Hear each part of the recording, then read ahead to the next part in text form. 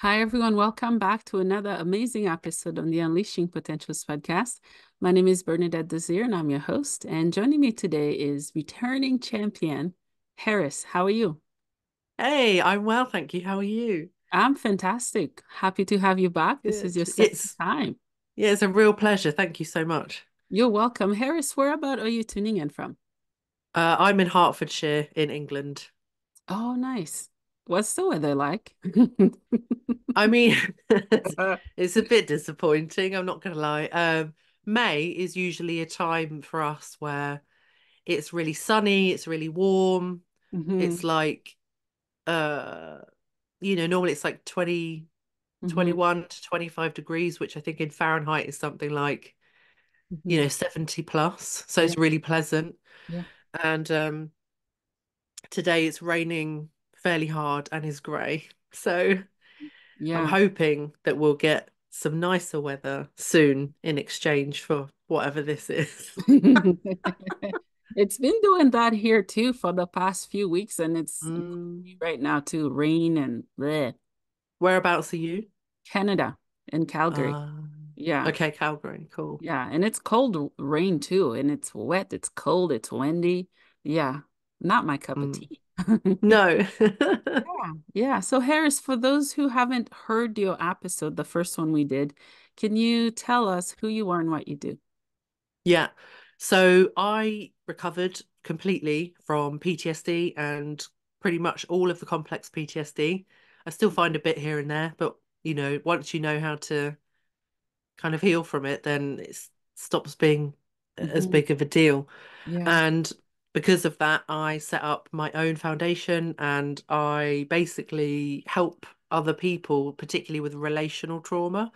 Mhm. Um, we could do lots of, I do work with people if they've had issues with sexual assault, medical trauma, there's other different things, but my big focus is really the trauma that we suffer from our relationships. So that could be within our families, it could be Mhm. within romantic relationships, work, Mhm. anything Mhm. really. Yeah. And the reason that I'm so passionate about it is because often what we've been through with other people, first of all, if you've been in relationship long term with another human being, whether that's a parent or partner or whoever, it doesn't affect you the same way as simple trauma does. It starts to change how you think about yourself, how you think about people, and it makes relating healthily way more difficult. Yeah. So not only are we often living with the effects of having relational trauma, but we're often isolated and not Mhm. having, really lovely relationships with other human beings of any variety sometimes because Mhm. of what's happened. And that has a really, really big impact on our health, Yeah. on our happiness and quality of life as well. So for me, having been through all of that and come out the other side, and now I have lots of really healthy relationships, and I can more confidently handle the ones that are a bit more challenging that I haven't cut off. Um, you know, it's it's definitely something we can do, and that's what I want other people to know is that you can do it. You can overcome this stuff, Yeah.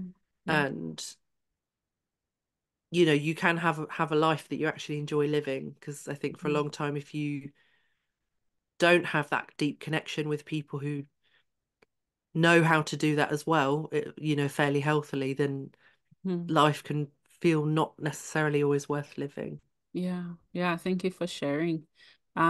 It's so hard though because we are social creatures.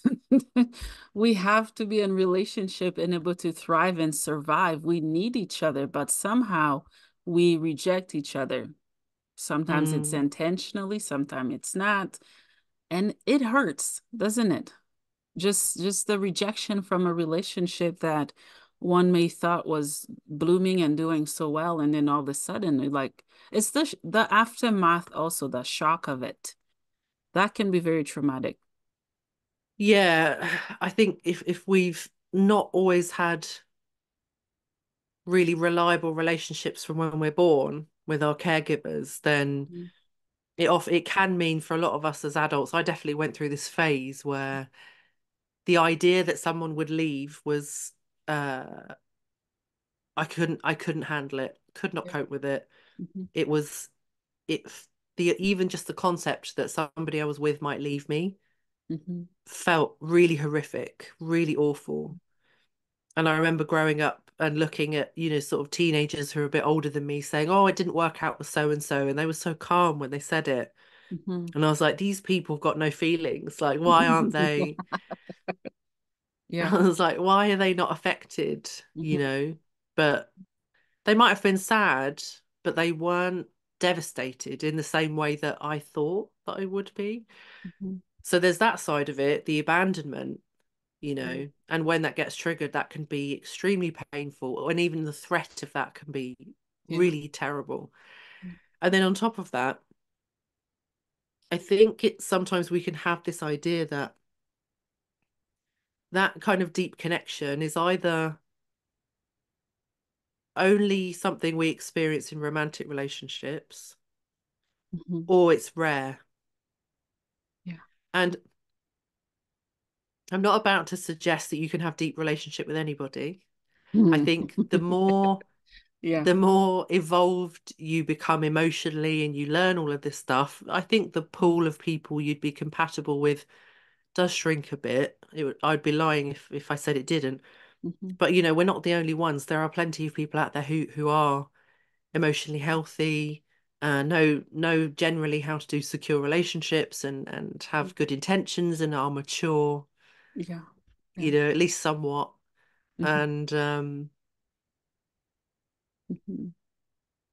yeah, so the abandonment. I was actually thinking about this. I'm actually writing a book at the moment all about Oh, recovering from nice. relational trauma. Ooh, nice. And I was thinking a lot about abandonment earlier because the way that I'm writing my book, I don't want it to be this will be my third book. Mhm. I don't want it to be like a textbook. I want to tell people actually what I did in order to get to where I am and the many different things that I took on and kind of practiced in my mind. Yeah. And with abandonment, it wasn't enough to understand that like fear of abandonment is a trauma and it's part of insecure attachment. That's all very good theory. It's very positive, it's very useful to know that. Mhm. Mhm. But actually, the practice that I did in real life was that when I noticed that I was scared that somebody would leave, whether that was a friend or literally anybody, Mhm. Mhm. I actually began this practice of saying, okay, what if they did leave? Mm. Then what? And I would sit with that. Mhm. And it started to become an okay idea. I wasn't practicing it because I was waiting for it to happen. Yeah. I was practicing it because I wanted my brain to not panic about it. Mhm. Mhm. Yeah. And what I found was A, that I began to trust that I would be okay no matter what happened. Mhm. And B, it actually allowed me to sit with it long enough so that I might actually begin to consider that sometimes when relationships of any variety end, it Mhm. actually might be healthy, it might be the right thing. Mhm. Yeah. Because the more I sat with it with certain people, especially if we had a rocky connection or they weren't always reliable, sometimes I was a bit cross Mm. with them, I began to realize that actually some of these separations that I was starting to entertain, purely just to get used to the idea that separation can happen and my head's not going to fall off, Mhm. um, is that some of those considerations I actually started to think, oh, well, maybe actually that would be better. Mm. There were some people I'd been friends with or sort of in connection with for a long time. And when I actually thought about, oh, if it doesn't work out long term or if we don't stay in contact, actually my quality of life might be better and so might theirs. this is not a one-sided thing. This isn't constantly deciding who's good for me and who isn't, and what I deserve. It's more, you know, I was one of my earliest coaches introduced me to the phrase, Mm. if it's not, if it's right for you, it's right for everyone. Mm. That's not to say that you can steal $10,000 from someone and say, if it's right for me, it's right for you. But rather in terms of relationship, if there's resentment there, or if there's an incompatibility, you won't be the only one that's feeling it. The other person might not be secure enough to admit it or know themselves well enough to admit it. Mhm. But in relationships, often what you feel the other person will be experiencing in a similar way. Mm. So I had one old friend who couldn't go through more than listening to me for more than 30 seconds to a minute, and then had to interrupt. Mm. But that would happen over and over again, to the point that I'm autistic and ADHD, Mhm. and it would get to the point where I felt like I had so many words stuck in my brain that weren't able to come out because she kept interrupting me, Mhm. that within sort of 10 to 20 minutes I'd start to feel overwhelmed and like I wanted to hang up, and it just stressed me out. Mhm. And for her, it was probably that I never got to the point quick enough for her to be able to handle it. Mm. And so actually our compatibility was probably not the best for either of us. Yeah. So it was one of the things that actually wasn't working. Mhm. Mhm. And because it wasn't working for me, actually it's likely that it wasn't working for her either. For her, I probably took too long to get to the point. Well, some of us need a bit more time. I Yeah. feel very similar. Um, I have a hard time going downtown in the city that I'm in because there's too much stimulation for my brain. I can hear Mm, dogs barking, people talking, the train, the cars. It's just overwhelming. And I feel very similar with people as well. If they're talking, talking, talking, I completely lose track and they say I'm not interested. It's just I'm trying to catch up, but I can't catch up or keep up. I am very interested, and it does hurt at times when if someone say that, right? mm. Yeah, yeah. So I can sort of relate to that. Yeah, definitely. Let's talk about relationships with family. I think all of us have very special, unique family members that challenges us Mm. to be better and to just grow. What are your thoughts? Oh, gosh. So, I all of my clients will have various thoughts about whether they want to stay in contact with their parents and their wider family. Mm. And because of the work that I do and sort of offering sort of one-to-one alternative therapy, Mhm. it's very rare that I get someone turn up who goes, "Oh, I speak to every member of my family and I love them all and we have a great relationship." Yeah. I don't necessarily think that's just because I'm in the field of trauma, but also just because families are complicated, and just because we're related, it doesn't mean we're going to get on, or that Mhm. people are compatible with us, or that the older members of our family are actually necessarily the right people to nurture us. Mm. Sometimes what they offer and what we need are just very, very different. Mhm. Um, so But it's interesting. I do find there are a lot of people who decide to go no contact with their siblings or their parents, Mhm. but more often than not, people actually want to maintain contact with Mm. at least some, if not all, of their family, because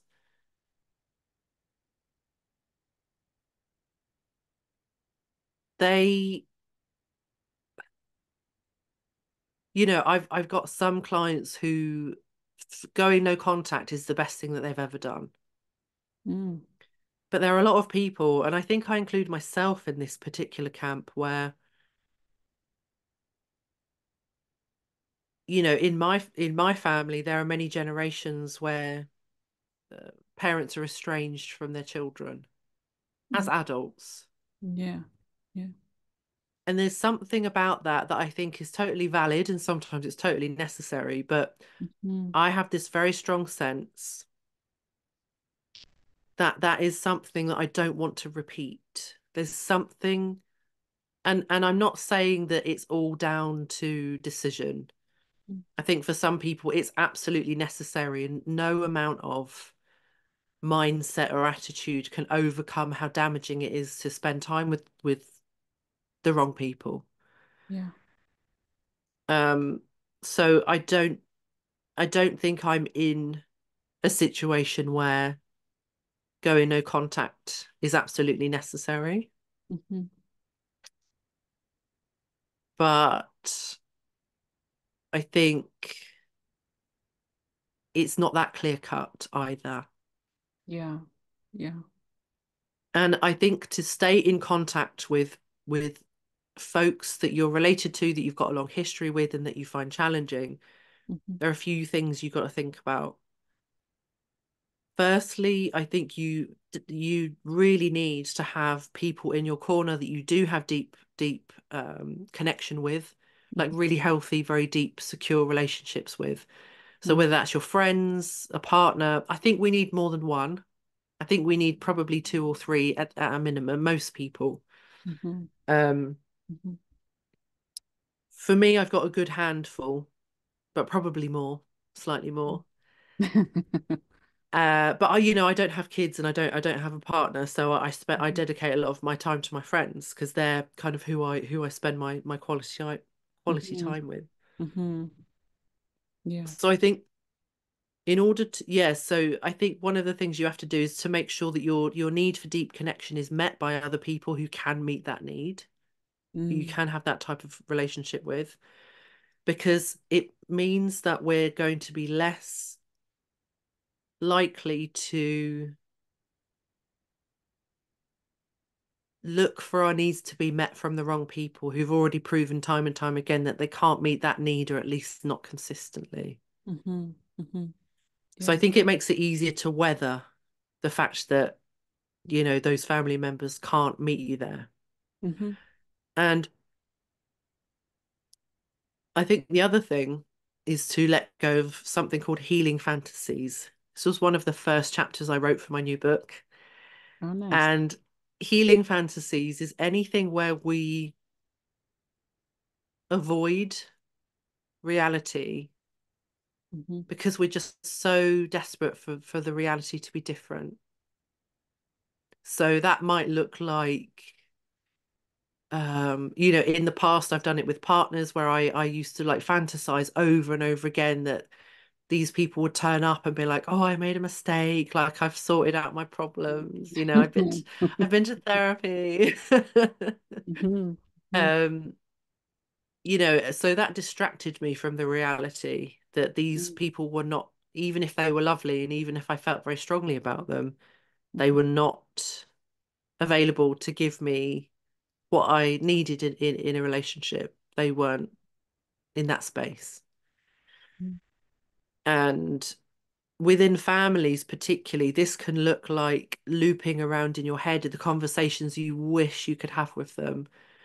You wish you could say to them, like, I want this close relationship with you, but I'm resentful because of this. And you Mm-hmm. never acknowledged this thing that happened. And, you know, um, when you drink, or in the past, when I was younger, you threatened me, or whatever it might be.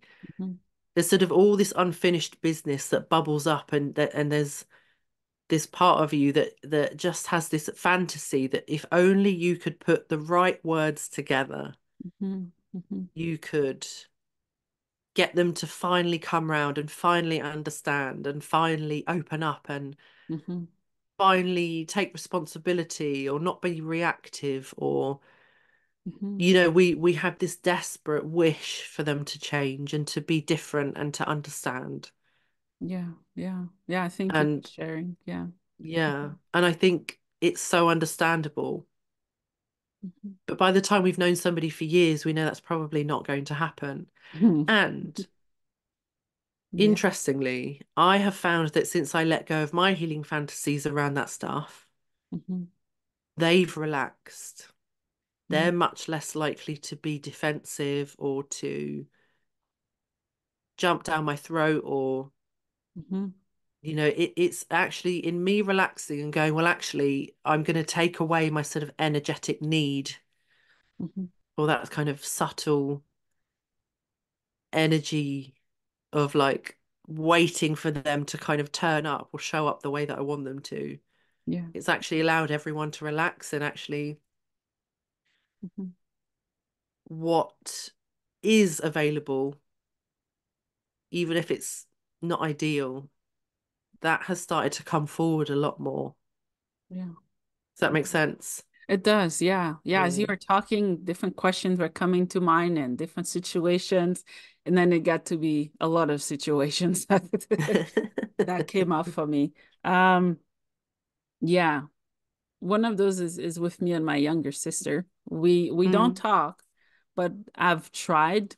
We've unblocked and call, and it's just every time it's just very hostile. And Mm. I was blamed for many situations that were not my fault that I was also experiencing. But because I'm the oldest, I was supposed to be the protector and the person who prevented those things from happening. Right. So I'm like, there are things that are not in my control, especially as a child, especially adults' choices, the things that they do to kids. And so, yeah, Mm.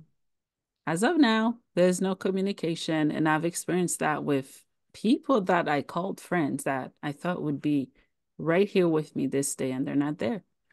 And I love how you explain it because we can look at it and feel sad or accept what it is and move on. And that's what I've had to do. Yeah. And I think with accepting it for what it is, it allows us to kind Mhm. of grieve and to really sit with the parts that hurt and Yeah. process all of that emotion. Hmm. And it also allows us to see the things that we need that we're not getting. Yeah. And I think whilst that can be quite sobering, Hmm. Hmm. it's also empowering. Like information is power. If you realize, oh, actually, I have all of these needs that aren't being met, and actually, this is what I need, and that's what I need. Hmm. Once you know that, you can set about doing something about it, or Yeah.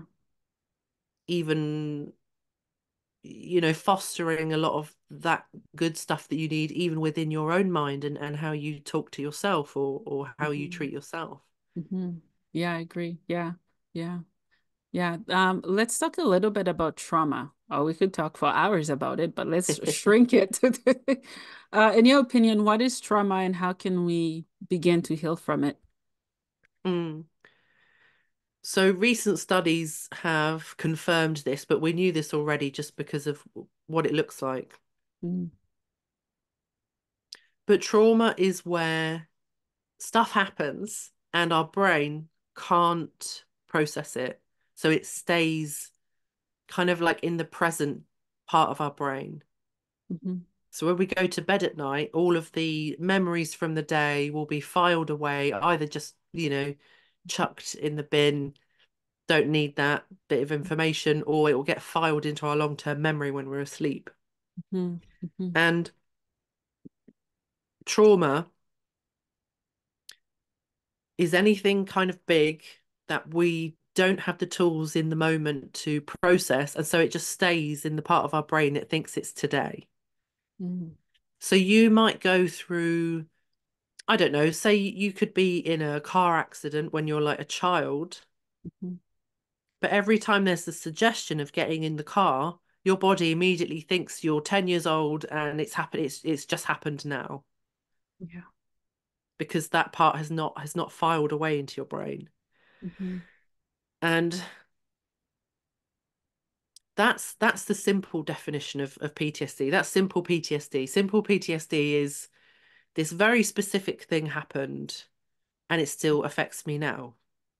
Mhm. Complex PTSD is when it's a string of many things.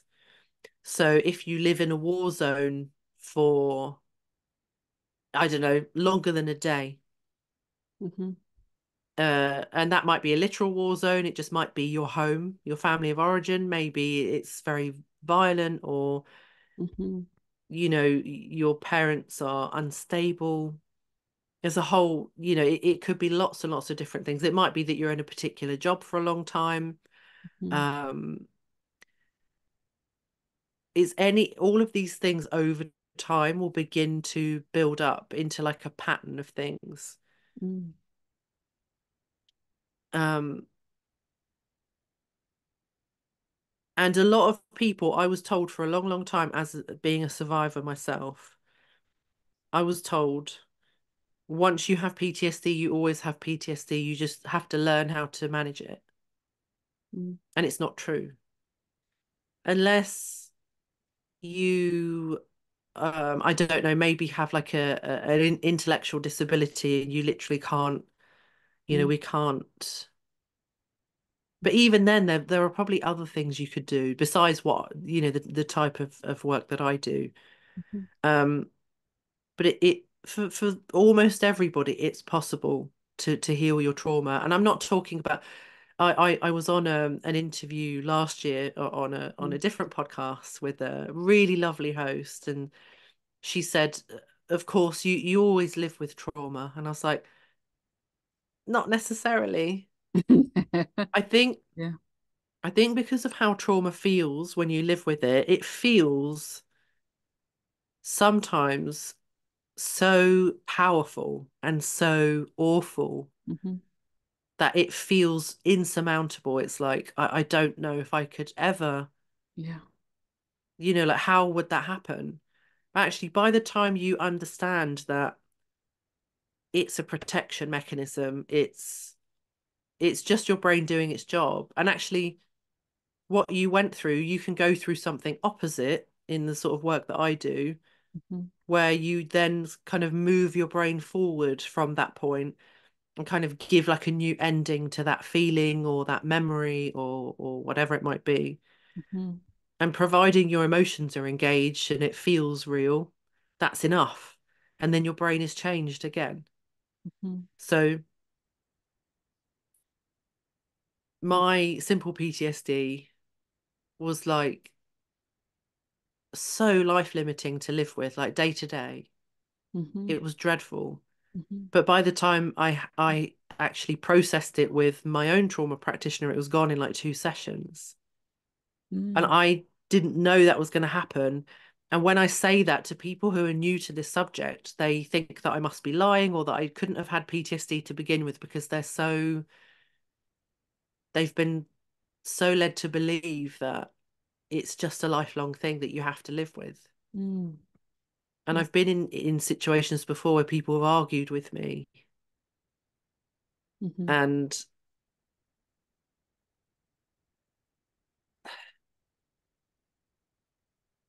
I get it. I get why people are hesitant, Mm-hmm. but also I don't. It's in my experience, it's not that complicated. Like fair enough. If you've got somebody who's got sort of I don't know, dissociative identity disorder, I've got a colleague who does treat that, and you can actually recover from that. But that's at least Yeah. 5 or 6 years. That's at least 5 or 6 years. Mm-hmm. Mm-hmm. But for folks like me and you, it might be quite a bit less than that. Mm-hmm. Yeah, yeah. Yeah, thank you for sharing. I Sure. dissociate. Yeah. I know there's different terms and meaning for it, and people can't tell that I am. It's just I'm here and I'm not here at the same time. I think it's a response to trauma I've been through as well. And I also have complex PTSD and schizophrenia. Those two Hmm. together, they're not good together. And it's a constant battle. Yes, you're right. This is real. This is not real. I'm absolutely right. And it's just a constant battle that I go through. And I believe you. It is possible to heal that. And that's the thing though, those people who argue, they've been in a box and they don't know what it's like outside of that.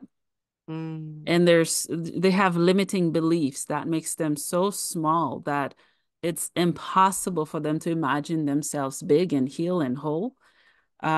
It's sad, but there are help for those people, right? It's working with the mindset, the conscious, and reprogramming the mind. What are your Yeah, thoughts? definitely. Yeah, definitely. I think there's a different timing for everyone as well. I don't want to sit here and be like, within the next 6 months you could get rid of all of your trauma, and if you're not doing it, you're an idiot. Like, I'm Yeah. not saying that. I'm not saying that at all. Yeah. Um, there is timing for all of these things that, and it's organic. I don't think that I didn't decide that I was going to do all of this work. Life happened, and it kind of pushed me into these different situations, like to get my Mhm. PTSD treated and then my complex PTSD treated after that. Mhm. Mhm. Um, so I just want to say that there's no rush to this stuff. I think you've got to take your own time with it. I think it's just important to know that it's possible, and when it's time, and Mhm. to know what to do when it is time. Mhm. And the dissociation, it is really common, very, very common. It Um, is? yeah, yeah. I Okay. definitely used to have it all the time. Mhm. I noticed that, I mean, I've got ADHD as well, so I can be really prone to like gazing out the window, and then I'm thinking about something else and it's 2 hours later. So Mhm. I do have that a bit with with ADHD anyway. But I did notice that the more my trauma was healed, Mhm. the longer days were. I Mhm. felt time actually slowed down because I was getting more of it, Mhm. which is really interesting. Yeah. If it's okay to ask, Mhm. how do you experience like the mix between your complex PTSD and, do you say Mhm. schizophrenia? Yeah. Yeah. Yeah. Because I Mhm. imagine, like, on the one hand, you've got like aspects that where it's a trauma mechanism. It's like, oh, we've got to keep you safe, even though logically Yeah. there's no danger here, and but that part of you is like, no, no, we've got to keep you safe, Mhm. and you're trying to convince that part, like, it's the danger that you're feeling is no longer here. That's exactly how it is. And Yeah. yeah, but then you've got the schizophrenia side with, I'm guessing, aspects where Mhm. you're Mhm. perceiving things that are not quite as they seem either. Yeah, yeah, yeah.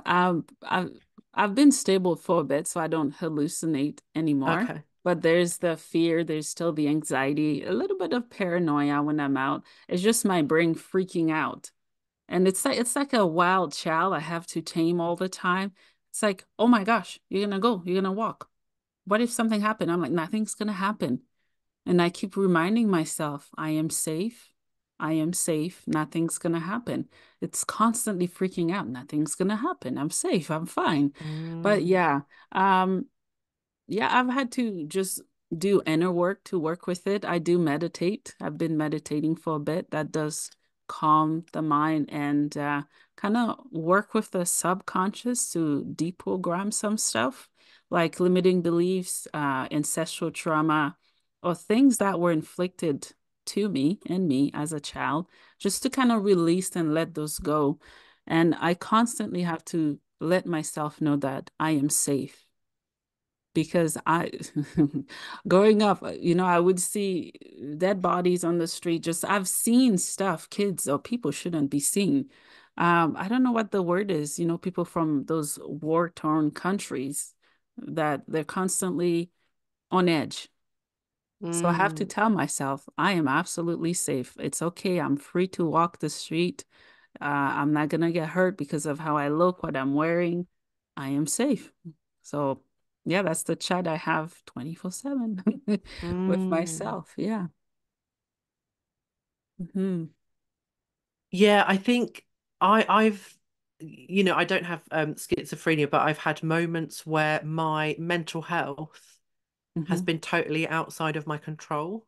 Oh yeah, me And I too. think, yeah, and I think that part is Ooh. particularly like, Hmm. yeah, quite daunting. I remember when I just had like a really big breakdown. This was right before I had my complex PTSD treated. Mm-hmm. And I was at work locally. I was working for a little engineering company, Mm-hmm. and I picked up the phone, and it was some cold caller. Some woman was on the other end of the phone. She's like, "I want to speak to the director." And like you get cold callers to businesses like 50 times a day. Yeah. Yeah. And I was like, is he expecting your call? Mm-hmm. She was like, no, but I need to speak to him. And she was being really like overly aggressive Yeah. and being very rude. Mm-hmm. And I said, listen, I'm gonna level it. Like he doesn't take calls from people he's not scheduled to speak to. He's busy. Mm-hmm. He's not going to take this call. If you talk to me, I might be able to help you. Your only hope is to talk to me. Yeah. And she got ruder and ruder and started really shouting down the phone at me. This total Oh, stranger. This wow. all happened within 30 seconds. Mm-hmm. And my nervous system was already shot to hell. I hadn't slept or eaten properly in probably about 2 or 3 months at that point. Mm-hmm. I was struggling really hard. Yeah. And I was trying to get her to calm down just to speak to her, but she was absolutely losing it to the point where I couldn't cope with the barrage of noise and shouting and anger that she was throwing at me. And this has happened very quickly. Mm-hmm. Mm-hmm. And without deciding to, I heard myself shout down the phone, "There's no need to speak to me in that fucking tone." And I slammed the phone down. And by this point, I found myself, I was standing up. I wasn't sitting at my desk anymore. Mm-hmm. And my colleagues were just looking at me with their mouths open. And I was so humiliated and it scared the life out of me because I hadn't decided to say that, you know. I Mm-hmm. hadn't Mm-hmm. I hadn't decided to shout back at this woman, and it was really out of character, and there was no element of decision. There was a part of my brain that was just like, I'm going to protect you and I'm going to get rid of this woman who's shouting at you and I'm going to tell her to fuck off, basically. Yeah. And Yeah. yeah, and I just think like that's such a when your brain is doing things that you don't consent to Mhm. and it affects your behavior or your experience of the world and stuff, that's next level Yeah. properly. Yeah. I always tell people, if I put you in my mind for half a second, you'd go to a cardiac unit. That's, I have been in cardiac units. That's how bad it is. And Mm, I asked someone, she does spiritual and energy work. What the heck am I so scared of? She said, "Your mind." I'm like, wow, it is. And every day I mm. live in that constant fear of, it's not relapsing, but of things that may happen that I may not have control over. And it's a terrifying place to be. So I'm just living in the moment. But yeah, it's terrifying. And thank you for sharing. And I don't think you're alone in the way you responded, because the brain and the body is just trying to protect Mm. yourself from what was happening, and maybe it triggered something the way she talked. And yeah, yeah. Yeah, definitely. I do wonder though, with, obviously, when you different mental health conditions are, Mhm. they can be a little bit difficult to kind of control or manage. Mhm. But I think, there may be some help for you in kind of processing what happened before, so you're less scared of it, Mhm. Yeah. because if it pops up again, Mhm. I know that for me, if I ever had another episode like that, Mhm. there's no guarantee. There's nobody who can say, "Oh, that will never happen again." Like you'll never experience a breakdown like that ever again. Mhm. It's really common with autistic and ADHD people to have sort of meltdowns, burnouts, that kind of Mhm. thing. Yeah. Yeah. Um, just because we're navigating a world that wasn't largely designed for us. Mhm. And I imagine it's the same for a lot of other folks who are marginalised. But Mhm. Mhm. I know that for me, when I've had mental health relapses, because the worst of my mental health problems were in my teens, and I'm in my 30s now. Mhm. And it got to a point where if I did have a relapse of anxiety and depression or anything else that I was dealing with, I just went, oh, okay. Mhm. Yeah. Yeah. And I began to have a really different relationship with it. Mhm.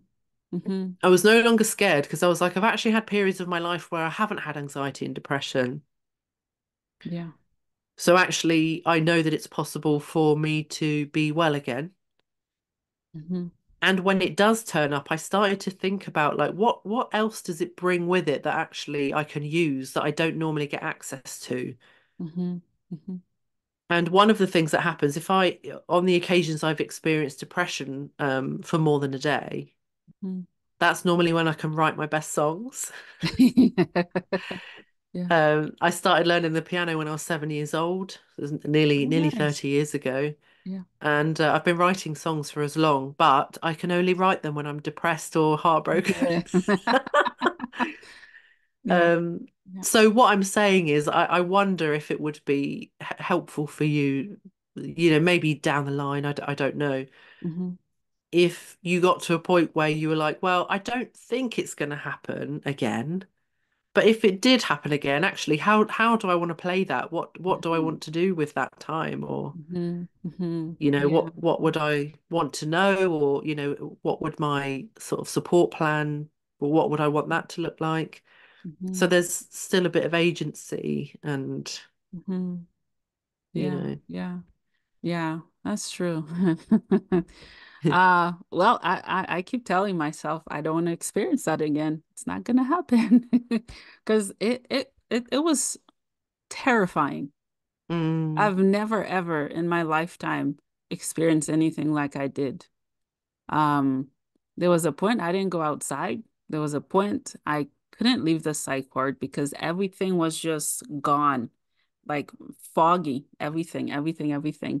Um, but yeah, but it's something I I live with, trying to overcome that fear. And I just keep reminding myself I'm okay, I'm okay. But it's definitely worth looking into, with what you mentioned, yeah, to mm. overcome that. Yeah. I just, I don't know. Obviously, if it's not right for you, you can tell me to get lost and to Oh shut no, my I'm mouth. always open. No, I'm always open to try stuff. So maybe after Yeah, that we'll get the links and I'll check it out. I just think like I worked in I don't know if I mentioned this last in our last episode, but I worked in healthcare, Mm. with regular everyday folks. Yeah. And I had this guy come in, he was in his 50s. He was young for his age, Mhm. but he was going through gradual heart failure. Ooh. And it was just him and his son. He was Yeah. being looked after, he had a cardiac team. Hmm.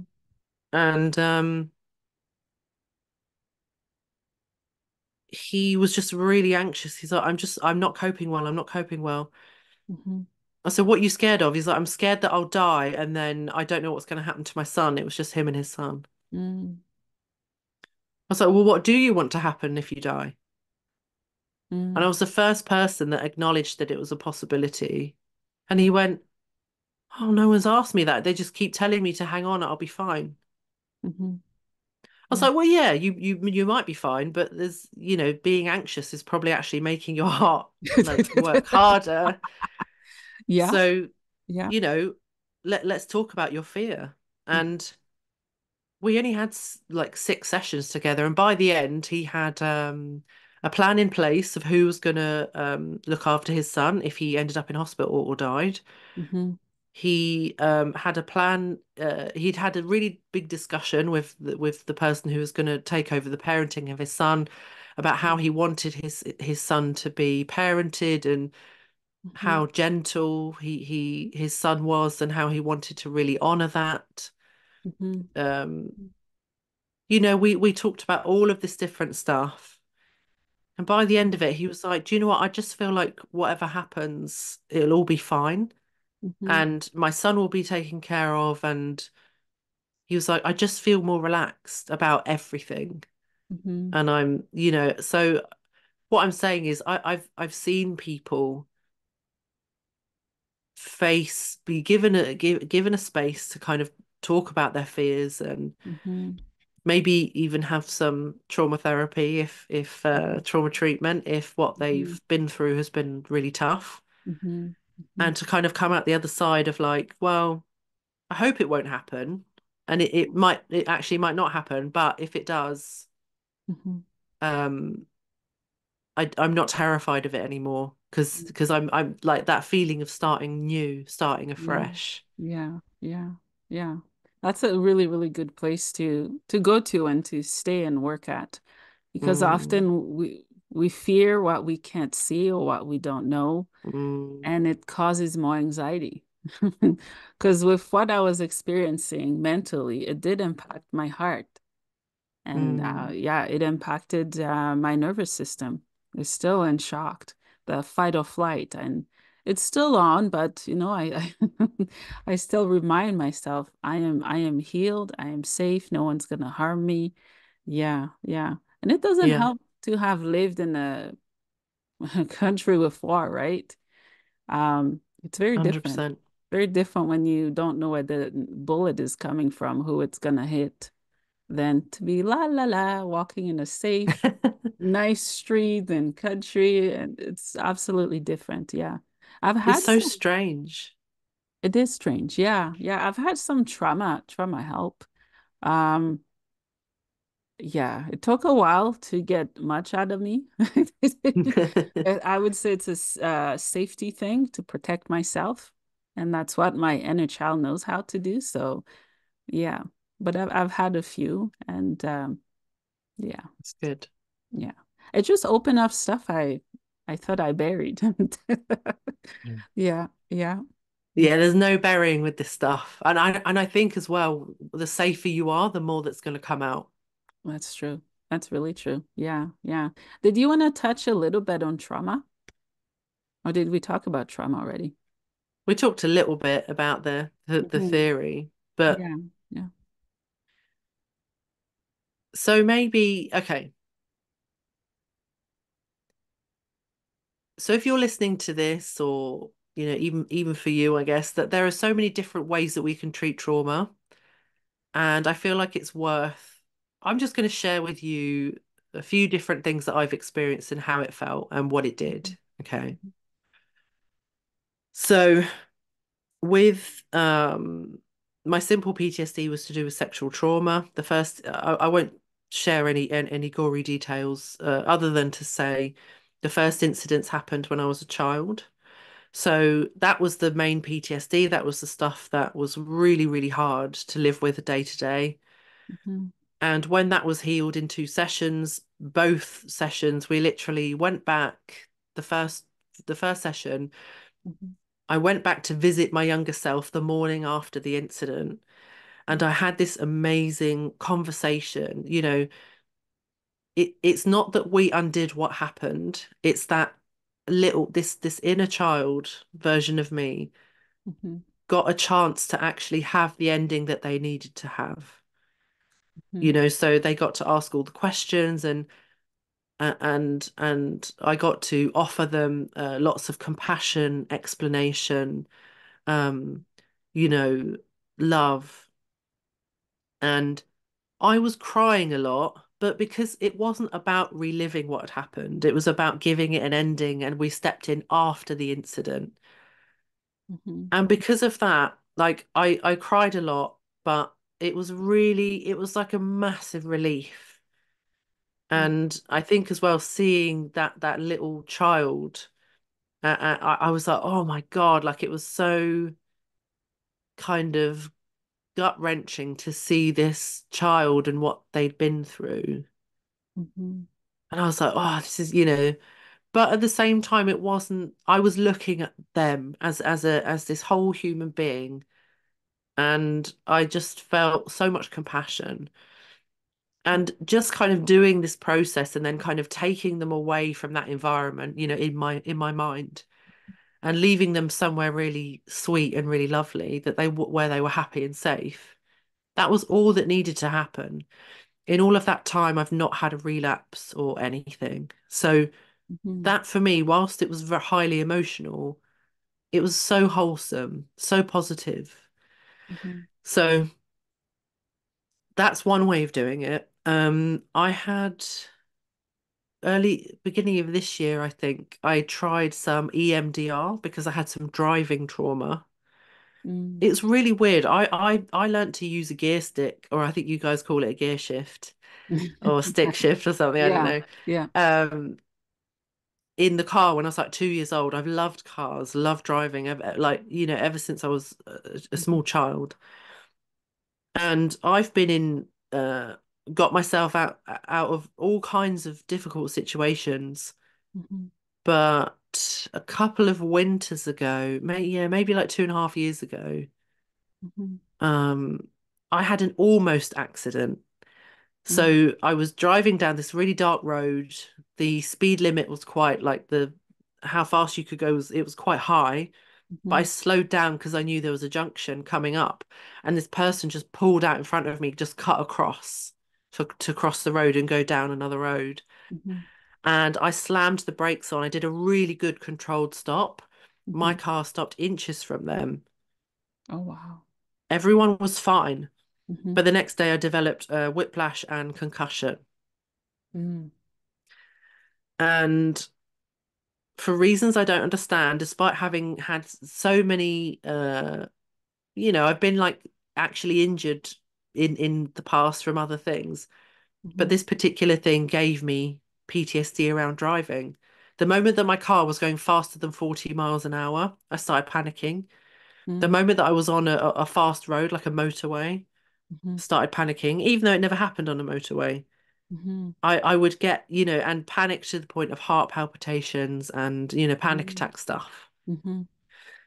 So anyway, I had this EMDR, and it was where I would start off thinking about this memory. I would think about the the main picture that came up when I thought of this. You would Mhm. think about that. You would move your eyes left to right, however many times I was told to do it. And then it was like, what picture's coming up next? What picture's coming up next? Yeah.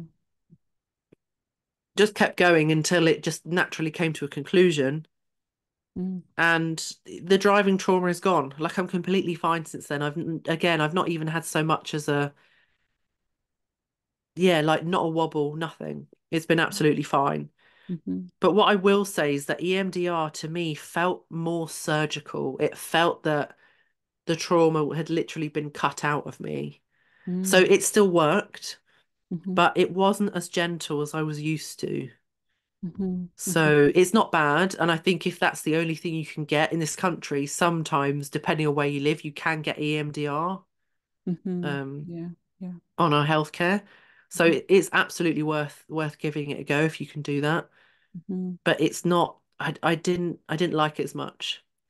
And then Yeah. it did the job. It did the job.